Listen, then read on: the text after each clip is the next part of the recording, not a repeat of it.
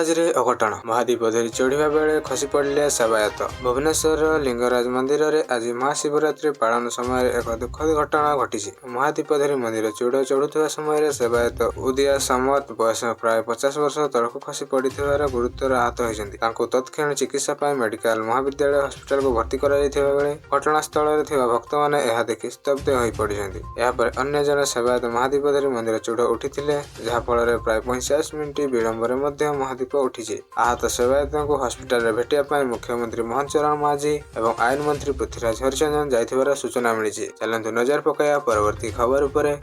ଚାରିଧାମ ଯାତ୍ରା 2025 ପାଇଁ ଆସିଲା ବଡ଼ ଖୁସି ଖବର। ପବିତ୍ର ଚାରିଧାମ ଯାତ୍ରା 2025ର ତାରିଖ ଘୋଷଣା ହୋଇଥିବା ବେଳେ ଏବେ ଶ୍ରଦ୍ଧାଳୁଙ୍କୁ ନିର୍ଦ୍ଦିଷ୍ଟ ସମୟରେ ବାବା କେଦାରନାଥ, ବଦ୍ରିନାଥ, ଗଙ୍ଗୋତ୍ରୀ ଏବଂ ଯମୁନୋତ୍ରୀ ଧାମର ଦର୍ଶନ ପାଇପାରିବେ। ମେ 2ରେ ବାବା କେଦାରନାଥ ଧାମର କବାଟ ସକାଳ 7ରେ ଖୋଲାଯାଉଥିବା ବେଳେ ମେ 4ରେ ବଦ୍ରିନାଥ, ଏପ୍ରିଲ 30ରେ ଗଙ୍ଗୋତ୍ରୀ ଏବଂ ଯମୁନୋତ୍ରୀ ଧାମର କବାଟ ଖୋଲାଯିବ। ମାର୍ଚ୍ଚ 1ରୁ ପଞ୍ଜୀକରଣର 60 ଭାଗ ଅନଲାଇନ୍ ଏବଂ 40 ଭାଗ ଅଫଲାଇନ୍ ଆବେଦନ କରାଯିବ। ଅଫଲାଇନ୍ ପଞ୍ଜୀକରଣ ପାଇଁ ହରିଦ୍ୱାର, ଋଷିକେଶ, ବିକାନେର ବିଶେଷ ପଞ୍ଜୀକରଣ କାଉଣ୍ଟର କରାଯାଇଛି। ଭିଆଇପି ଦର୍ଶନ ଏଥିରେ ବାରଣ କରାଯାଇଥିବା ବେଳେ ଉତ୍ତରାଖଣ୍ଡ ସରକାର ଏବେ ଅଧିକ ସୁବିଧାଜନକ ବ୍ୟବସ୍ଥା କରାଯାଇଛି ବୋଲି କୁହାଯାଇଛି, ଯାହା ଶ୍ରଦ୍ଧାଳୁମାନଙ୍କ ପାଇଁ ଏକ ଉତ୍ସାହର ଉପହାର। ଚାଲନ୍ତୁ ନଜର ପକାଇବା ପରବର୍ତ୍ତୀ ଖବର ଉପରେ। ପ୍ଲସ୍-2 ବୋର୍ଡ ପରୀକ୍ଷା ନେଇ ସିବିଏସ୍ଇଙ୍କ ସ୍ପଷ୍ଟୀକରଣ। ଦଶମ ଶ୍ରେଣୀର ପ୍ରତିବର୍ଷ 2ଟି ବୋର୍ଡ ପରୀକ୍ଷା ନେଇ ସିବିଏସ୍ଇ ସ୍ପଷ୍ଟି ଦେଇଥିବା ବେଳେ 25 ତାରିଖ ୱେବସାଇଟରେ ତଥ୍ୟ ନେଇ ସାନି ସ୍ପଷ୍ଟୀକରଣ ଏବଂ ସମସ୍ତ ବିଷୟ ଓ ଭାଷାରେ ପୂର୍ବପରି 2025-26ରେ ପରୀକ୍ଷା ହେବ। ଡ୍ରାଫ୍ଟ ପଲିସିର ଅଷ୍ଟମ ପଏଣ୍ଟ ବାବଦରେ ତଥ୍ୟ ଦେଇଛନ୍ତି। ସେହିପରି ଓଡ଼ିଆ ସହ ଅନ୍ୟାନ୍ୟ ଆଞ୍ଚଳିକ ଓ ବିଦେଶୀ ଭାଷା ରହିବ ବୋଲି ସୂଚନା ଆସିଛି। ବର୍ଷକୁ 2 ଥର ସିବିଏସ୍ଇ ମାଟ୍ରିକ ପରୀକ୍ଷା ନେଇ ଶିକ୍ଷା ମନ୍ତ୍ରଣାଳୟ ପକ୍ଷରୁ ସୁପାରିଶ ହୋଇଥିବା ବେଳେ ମଙ୍ଗଳବାର ମନ୍ତ୍ରଣାଳୟ ପକ୍ଷରୁ ଏକ ଗୁରୁତ୍ୱପୂର୍ଣ୍ଣ ବୈଠକ ଏହି ପଦକ୍ଷେପ ନିଆଯାଇଛି ବୋଲି ସୂଚନା ଆସିଛି। ଏପରିକି ମନ୍ତ୍ରଣାଳୟ ପକ୍ଷରୁ ଏକ ଚିଠି ନୀତି ପ୍ରସ୍ତୁତ ମଧ୍ୟ କରାଯିବ। ଚାଲନ୍ତୁ ନଜର ପକାଇବା ପରବର୍ତ୍ତୀ ଖବର ଉପରେ। ସୁଭଦ୍ରା ଯୋଜନାକୁ ନେଇ ଆସିଲା ବଡ଼ ଖବର। ମାର୍ଚ୍ଚରେ ଦ୍ୱିତୀୟ କିସ୍ତି ପାଇବେ ମହିଳାମାନେ। 2025 ମାର୍ଚ୍ଚ 8ରେ ଆନ୍ତର୍ଜାତିକ ମହିଳା ଦିବସ ଉପଲକ୍ଷେ ଓଡ଼ିଶାର ପ୍ରାୟ 1 କୋଟି ମହିଳାମାନଙ୍କୁ 5,000 ଟଙ୍କାର ଦ୍ୱିତୀୟ କିସ୍ତି ପଠାଇବେ ସରକାର। ଏହି ଯୋଜନା ଅନୁସାରେ ବର୍ତ୍ତମାନ ପର୍ଯ୍ୟନ୍ତ 98 ଲକ୍ଷ ମହିଳା ଟଙ୍କା ପାଇସାରିଥିବା ବେଳେ ଏବେ ଆଉ 2 ଲକ୍ଷ ମହିଳା ଆକାଉଣ୍ଟକୁ ଯିବ ଏହି ଅର୍ଥ। 2.5 ଲକ୍ଷ ମହିଳାଙ୍କୁ 2ଟି କିସ୍ତିରେ ଏକାବେଳେ ଦିଆଯିବ ଏହି ଟଙ୍କା। ଯେଉଁମାନେ ୟୁକେଆଇସି ଏବଂ ଏନ୍ଇପି ମଧ୍ୟରେ ବ୍ୟାଙ୍କ ଭେରିଫିକେସନ ବାକି ଅଛି, ସେମାନେ ଦ୍ୱିତୀୟ ପର୍ଯ୍ୟାୟରେ ଏକାବେଳେ ପ୍ରଥମ ଓ ଦ୍ୱିତୀୟ କିସ୍ତି ପାଇପାରିବେ। ଏହି ଟଙ୍କା ସିଧାସଳଖ ମହିଳାଙ୍କ ବ୍ୟାଙ୍କ ଖାତାକୁ ଯିବା ବେଳେ ଏହି ଯୋଜନା ଦ୍ୱାରା ମହିଳାଙ୍କ ସଶକ୍ତି କରିବାକୁ ଲକ୍ଷ୍ୟ ରଖିଛନ୍ତି ସରକାର। ଚାଲନ୍ତୁ ନଜର ପକାଇବା ପରବର୍ତ୍ତୀ ଖବର ଉପରେ।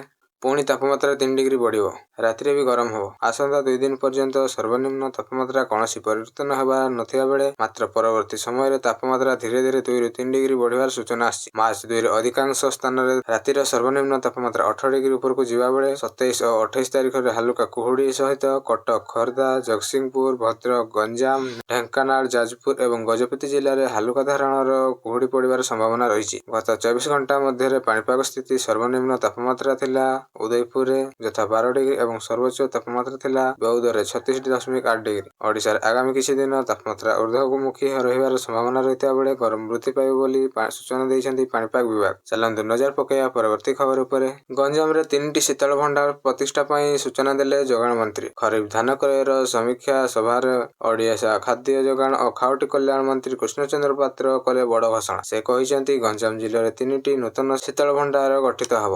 ଏହି ଶୀତଳ ଭଣ୍ଡାର ବ୍ରହ୍ମପୁର, ଛତ୍ରପୁର ଏବଂ ଭଜନଗରରେ ସବଡିଭିଜନରେ ପ୍ରତିଷ୍ଠା ହେବ ବୋଲି ସେ ସୂଚନା ଦେଇଛନ୍ତି। ଗଞ୍ଜାମ ଜିଲ୍ଲାର ଟମାଟୋ ଏବଂ କଞ୍ଚା ଲଙ୍କା ଚାଷୀମାନେ ଅଭାବୀ ବିକ୍ରି ହୋଇ ହନ୍ତସନ୍ତ ହେଉଥିବା ବେଳେ ଏହି ଶୀତଳ ଭଣ୍ଡାର ଗଠନ ହୋଇଗଲେ ଚାଷୀମାନଙ୍କ ପଦାର୍ଥ ସଂରକ୍ଷଣ କରି ପରବର୍ତ୍ତୀ ଦିନରେ ଭଲ ଦରରେ ବିକ୍ରି କରିବେ ବୋଲି ସେ ସୂଚନା ଦେଇଛନ୍ତି। ଏନେଇ ଆବଶ୍ୟକ ଅର୍ଥ ଆସିସାରିଛି ଏବଂ ଶୀଘ୍ର ଟେଣ୍ଡର ପ୍ରକ୍ରିୟା ଆରମ୍ଭ ହେବ ବୋଲି ସୂଚନା ଦେଇଛନ୍ତି ଯୋଗାଣ ମନ୍ତ୍ରୀ। ଚାଲନ୍ତୁ ନଜର ପକାଇବା ପରବର୍ତ୍ତୀ ଖବର ଉପରେ।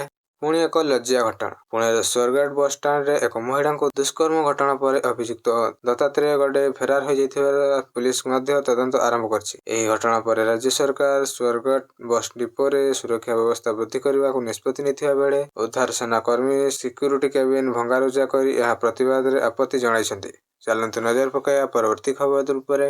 ଦଶମ ଶ୍ରେଣୀ ଛାତ୍ରୀ ପ୍ରସବ ଘଟଣା, ସେଥିରେ 22 ବର୍ଷୀୟ ଯୁବକକୁ ଗିରଫ କଲା ପୋଲିସ। ମାଲକାନଗିରି ଜିଲ୍ଲାର ଚିତ୍ରକୋଣ୍ଡ ଅନୁସୂଚିତ ଜାତି ଜନଜାତି ଜଣେ ଦଶମ ଶ୍ରେଣୀର ଛାତ୍ରୀ ଗର୍ଭବତୀ ହୋଇ ପିଲା ସନ୍ତାନ ଜନ୍ମ କରିବା ବିଷୟ ଏକ ଚିନ୍ତନଜନକ। ପୋଲିସ 22 ବର୍ଷୀୟ ସୁକାନ୍ତ ଖିଲଙ୍କୁ ଗିରଫ କରି ପସ୍କୋ ଆଇନ ଅନୁସାରେ ମାମଲା ରୁଜୁ କରି ସାରିଛି। ଏବେ ଆଗକୁ ତଦନ୍ତ ଚାଲିବ ବୋଲି ପୋଲିସ କହିଛି। ଚାଲନ୍ତୁ ନଜର ପକାଇବା ପରବର୍ତ୍ତୀ ଖବର ଉପରେ। ସୁନ୍ଦରଗଡ଼ରେ ବାଘୁଆ ମହୁମାଛି ଆକ୍ରମଣରେ ଜଣେ ମହିଳାଙ୍କ ମୃତ୍ୟୁ। ସୁନ୍ଦରଗଡ଼ ଜିଲ୍ଲା କିଞ୍ଜିରିକିଲା ଥାନା ଅନ୍ତର୍ଗତ ତିଲଗେଡ଼ା ନିକଟରେ ଏକ ଦୁଃଖଦ ଘଟଣା ଘଟିଛି। ଶିବରାତ୍ରି ଅବସରରେ ଶିବ ମନ୍ଦିରକୁ ଯାଉଥିବା ବେଳେ ଦେବକୀ ରଣା ଏବଂ ଜଣେ ଯୁବକଙ୍କୁ ବାଘୁଆ ମହୁମାଛି ଆକ୍ରମଣ କରିଥିଲେ। ଏଥିରେ ଦେବକୀ ରଣାଙ୍କ ମୃତ୍ୟୁ ଘଟିଥିବା ବେଳେ ଗୁରୁତର ଅବସ୍ଥାରେ ଥିବା ଉକ୍ତ ଯୁବକଙ୍କୁ ଚିକିତ୍ସା ପାଇଁ ବୁର୍ଲା ସ୍ଥାନାନ୍ତର କରାଯାଇଛି ବୋଲି ସୂଚନା ଆସିଛି। ଏହି ଆକସ୍ମିକ ଘଟଣାଠାରୁ ଅଞ୍ଚଳର ଲୋକ ଉତ୍ତେଜିତ ହୋଇପଡ଼ିଛନ୍ତି। ଚାଲନ୍ତୁ ନଜର ପକାଇବା ପରବର୍ତ୍ତୀ ଖବର ଉପରେ। ମିଶନ ଶକ୍ତି ଅନିଶ୍ଚିତତାରେ ମହିଳାମାନଙ୍କର ଚିନ୍ତା ବୃଦ୍ଧି ପାଇଛି। ରାଜ୍ୟରେ ମିଶନ ଶକ୍ତି ଯୋଜନା ଅଗ୍ରଗତି ମନ୍ଥର ଏବଂ 2024-25 ଆର୍ଥିକ ବର୍ଷରେ 2761 କୋଟି ଟଙ୍କାର ବରାଦ ହେଲେ ମଧ୍ୟ 25% ମଧ୍ୟ ଖର୍ଚ୍ଚ ହୋଇନାହିଁ। ଏସ୍ଏଚ୍ଜି ମହିଳାମାନଙ୍କ ଆର୍ଥିକ ସହଯୋଗ ଓ ବ୍ୟବସାୟୀ ବିକାଶ ପ୍ରକଳ୍ପରେ ଏନେଇ ମନ୍ଥର ଦେଖିବାକୁ ମିଳିଛି, ଯାହା ନେଇ ତାଙ୍କ ମଧ୍ୟରେ ଅସନ୍ତୋଷ ସୃଷ୍ଟି ହେବାରେ ଲାଗିଛି। ପୂର୍ବତନ ସରକାର ଯେଉଁ ଅଭିଯାନକୁ ଆଗେଇ ନେଇଥିଲେ, ତାହା ବର୍ତ୍ତମାନ ନିଷ୍କ୍ରିୟ ହେବାରେ ଲାଗିଛି। ମିଶନ ଶକ୍ତି ପୁନର୍ଗଠନ ଓ ରାଜ୍ୟ ସରକାରଙ୍କ ଆଗାମୀ ପଦକ୍ଷେପ ନେଇ ଏସ୍ଏଚ୍ଜି ମହିଳାମାନେ ଅପେକ୍ଷା କରିଛନ୍ତି। ଚାଲନ୍ତୁ ନଜର ପକାଇବା ପରବର୍ତ୍ତୀ ଖବର ଉପରେ। ପ୍ରତାରଣା ମାମଲାରେ ପୁଲିସ ଇନ୍ସପେକ୍ଟର ଗଲେ jail. Jagatsinghpur police inspector Tapan Nayak ଜଣେ ମହିଳା ହୋମଗାର୍ଡଙ୍କୁ ବିବାହ ପ୍ରତିଶ୍ରୁତି ଦେଇ ପ୍ରତାରଣା କରିଥିବା ଅଭିଯୋଗରେ ଗିରଫ ହୋଇଛନ୍ତି। ଅଭିଯୁକ୍ତ ପୂର୍ବରୁ ବିବାହିତ ଥିଲେ ଏବଂ ପିଲାଛୁଆ ଥିଲେ ବୋଲି ପ୍ରମାଣ ଆସିବା ପରେ ପ୍ରେମ ପ୍ରତାରଣା ପାଇ ହୋମଗାର୍ଡ ଏହା ବିରୋଧରେ କମ୍ପ୍ଲେନ୍ କରିଥିଲେ। ହୋମଗାର୍ଡ ମାମଲା ରୁଜୁ ପରେ ଡାକ୍ତରୀ ମୁଆଇନା ହୋଇଥିଲା ଏବଂ ଇନ୍ସପେକ୍ଟରଙ୍କୁ କୋର୍ଟ ଚାଲାଣ ମଧ୍ୟ କରାଯାଇଛି। ଜାମିନ ନାମଞ୍ଜୁର ହେବା ପରେ ସେମାନଙ୍କୁ ଜେଲ୍ ପଠାଯାଇଛି। ଏହି ମାମଲା ଏବେ ତଦନ୍ତରେ ଚାଲିଛି। ଚାଲନ୍ତୁ ନଜର ପକାଇବା ପରବର୍ତ୍ତୀ ଖବର ଉପରେ।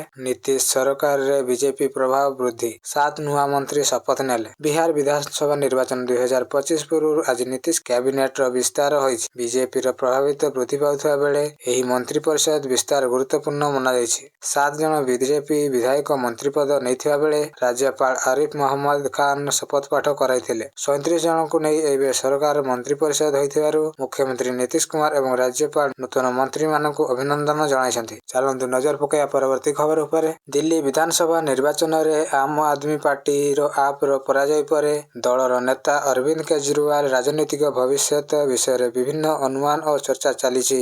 ଏହି ପରିପ୍ରେକ୍ଷୀରେ ଗୋଟିଏ ଖବର ଆସିଛି ଯେ ପଞ୍ଜାବରୁ ରାଜ୍ୟସଭା ସାଂସଦ ସଞ୍ଜୀବ ଆରୋରା ତାଙ୍କ ଆସନ ଛାଡ଼ି ପାରନ୍ତି, ଯାହାର ଫଳରେ କେଜରିୱାଲ ସେହି ଆସନରୁ ରାଜ୍ୟସଭାକୁ ପ୍ରବେଶ କରିପାରନ୍ତି। ଏହା ଆପ୍ ରାଜନୈତିକ ଅଣନୀତି ଅଂଶ ଭାବରେ ଦେଖାଯାଇଛି, ଯେଉଁଥିରେ କେଜରିୱାଲ ଜାତୀୟ ରାଜନୀତିରେ ନିଜର ଅସ୍ତିତ୍ୱ ବଜାୟ ରଖିବାକୁ ଚାହୁଁଛନ୍ତି। ଏହି ବିଷୟରେ ଆପଣଙ୍କର କ'ଣ ମତାମତ ରହିଛି, ଦୟାକରି ଆମକୁ କମେଣ୍ଟ ମାଧ୍ୟମରେ ଜଣାନ୍ତୁ। ଚାଲନ୍ତୁ ନଜର ପକାଇବା ପରବର୍ତ୍ତୀ ଖବର ଉପରେ।